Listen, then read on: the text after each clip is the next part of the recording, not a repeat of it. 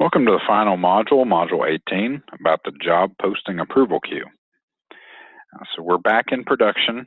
I have pulled up a particular approval queue.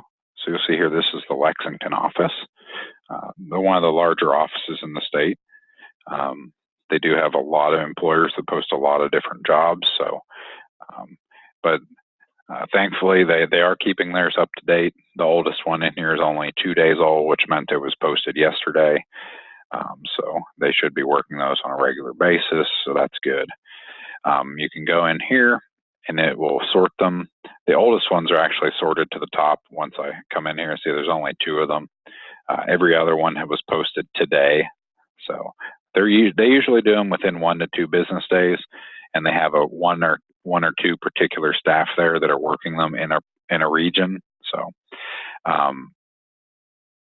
their particular office they're logged into is going to be the one that comes up first, and it's going to show the oldest ones first. To work one of these, you actually just click on the job title. Right now, all the federal contractor positions do go to the approval queue. So if they don't have any other issues, you can go ahead and approve them. But this one also has potentially inappropriate words, so you will need to review those as well. It will show you what the words are, and in the request itself, it will highlight those. You can see them highlighted throughout this. A lot of the time, they end up being part of an EEO statement, which you'll see here. So there's a couple statements like that. But then you can also check other things such as age, skill level, models, just that they're not being used in an inappropriate way. Agencies, sometimes that could be skeptical. So you'll see in there some of the language is flagged because it could be a potential scam, that there are common words used in those types of scams. Other times it's because it could be a potentially discriminatory language, like where they're asking for particular gender, weight, height, ethnicity, race. So you want to make sure they're not doing any of those things.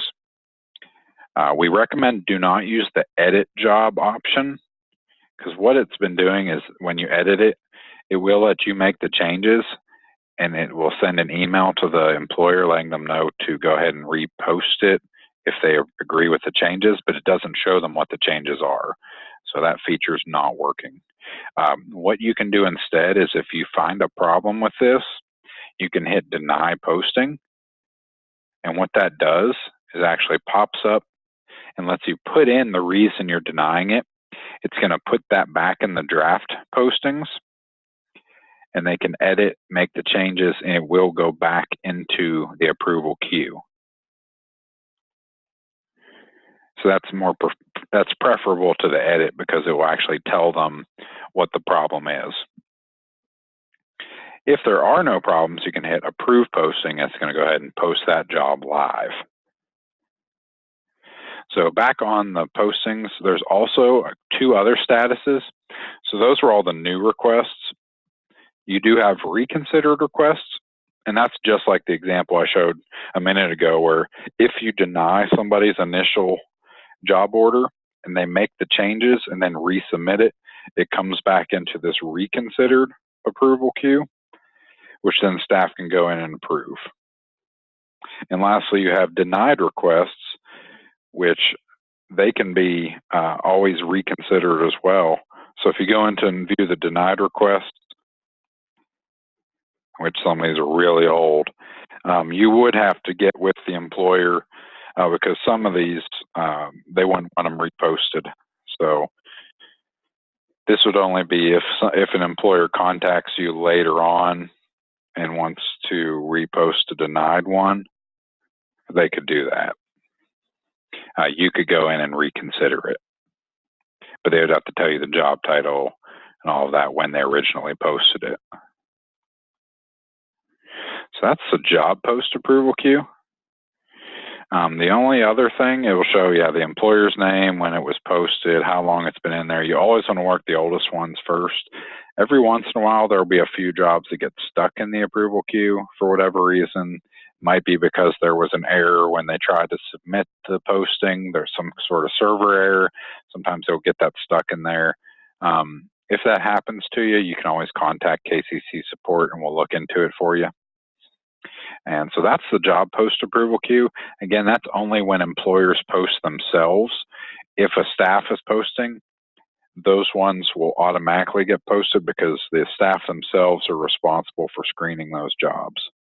A lot of the time, the ones that show up in this approval queue are ones that have EEO statements that have language in them that could be potentially discriminatory if it wasn't in an EEO statement. So that's something we are working with Burning Glass to see if we can get canned statements put in there so that they could select one that would not require screening, and so that only the rest of the job order would be screened for filtered words. And like I said, this is something that the employer or the staff in the local offices will do, and something that you can do as the employer staff if you're a business services staff. Please check with your manager before you do this, because there may be somebody already working these and you don't want to be working the same ones as somebody else, because you may be starting to work on one and somebody else goes in there and approves it while you're looking at it, and all that does is it creates wasted time and effort.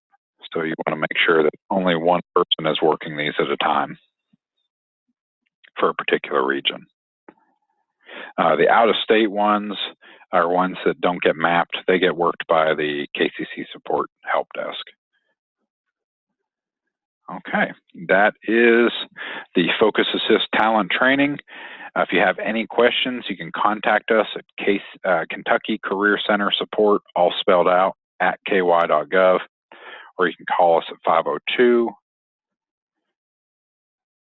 502-564-0871.